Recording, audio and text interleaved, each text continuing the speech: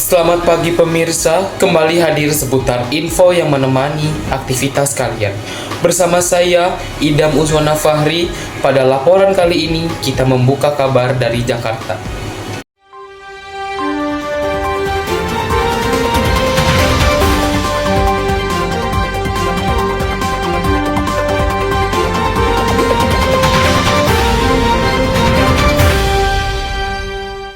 Jakarta, 8 November 2025. Ledakan terjadi di lingkungan SMA Negeri 79 Jakarta pada hari Jumat siang yang menimbulkan kepanikan di area sekolah.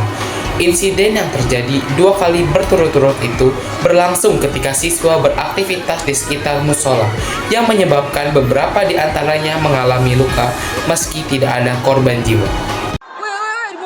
Kepolisian mengonfirmasi bahwa pelaku adalah seorang siswa laki-laki berusia 17 tahun yang juga turut terluka dan dirawat di rumah sakit. Dari hasil oleh tempat kejadian, petugas menemukan bubuk yang diduga bahan peledak serta catatan yang membuat unsur eksperimen. Polisi masih mendalami motif pelaku dengan dugaan sementara karena ia dibully dan ingin membalas dendam dengan cara membuat ledakan di area sekolah. Pihak sekolah telah memperkuat koordinasi dengan kepolisian. Sementara para korban luka sudah dapat perawatan. Ini dia kesaksian dari siswa-siswi SMA Negeri 79 Jakarta. Sosoknya seperti apa sih? Emang suka mahal begitu aja sih kak. Hal yang kayak orang Ekstrim gitu ya? ekstrim gitu ya suka mungkin dia. Kalau spekulasi sekarang kan senjatanya bukan senjata asli, senjata shotgun. Cuman yang dipermasalahin itu di tulisannya. Di tulisan senjata itu banyak tulisan-tulisan yang gimana ya? Gak seharusnya di situ gitu loh. Kayak ada misalnya tahun berapa ada pelaku teroris itu ditulis namanya di situ. Pelaku teroris yang nembak-nembak masjid. Ditulis. Jadi mungkin itu kayak gimana ya, hasrat dia aja sih, inspirasi dia buat ngelakuin ini. Dia suka nonton video yang gimana ya, istilahnya kayak gore gitu kan, kayak orang-orang yang seperti dibunuh atau gimana. Itu temennya dia emang taunya kayak gitu. Tadi juga isu-isunya dia sempat pulang dulu juga kak. Dia sempat izin pulang sekolah. Habis itu antara dia izin atau enggak emang loncat pagar kak. Oh berarti rumahnya di daerah situ? Nggak tahu rumahnya daerah situ atau emang dia udah siapin alatnya di situ ya kak. Atau ya emang dia bawa dari pagi. Itu kan saya masih nggak tahu juga ya. Berarti pas kejadian tuh udah bener-bener dia nggak ada di TKP, Nggak ada. nggak kelihatan sama sekali. Nggak ada. Teman-teman kelasnya pun kayak ada beberapa yang bilang kalau dia tuh emang udah hilang. Dia kelas berapa sih?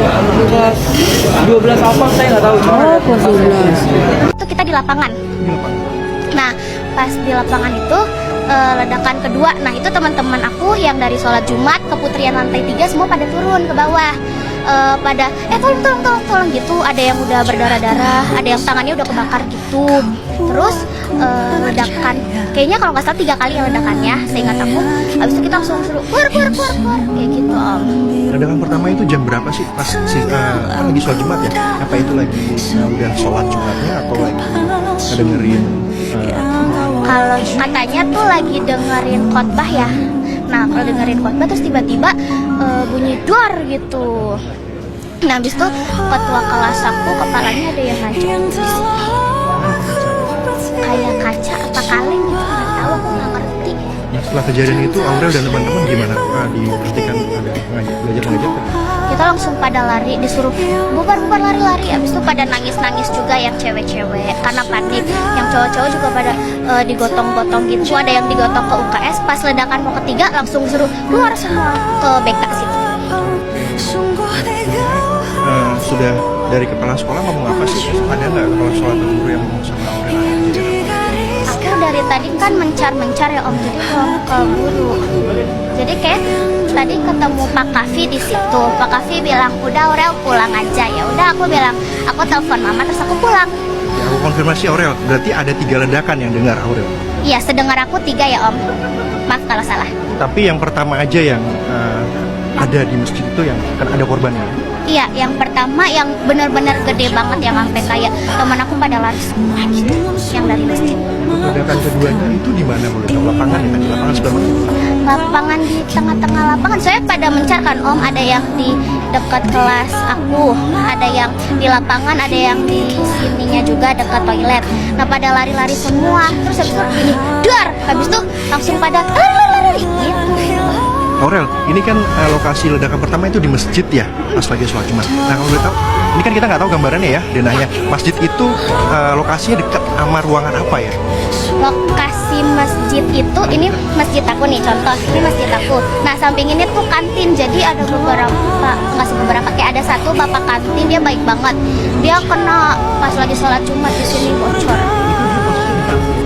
Lagi sholat Jumat.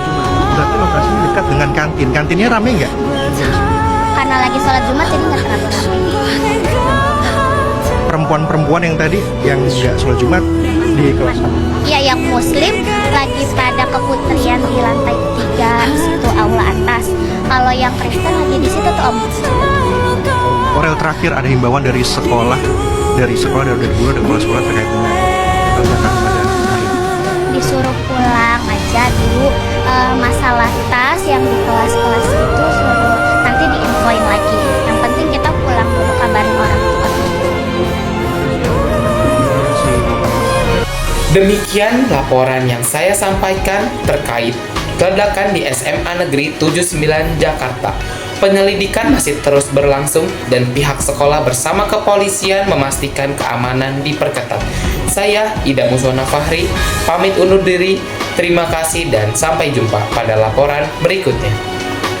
When I'm around you, I feel at peace, like shooting stars at night across the skies. A little kid wishing that it could fly, and we're growing fast. I wish us last.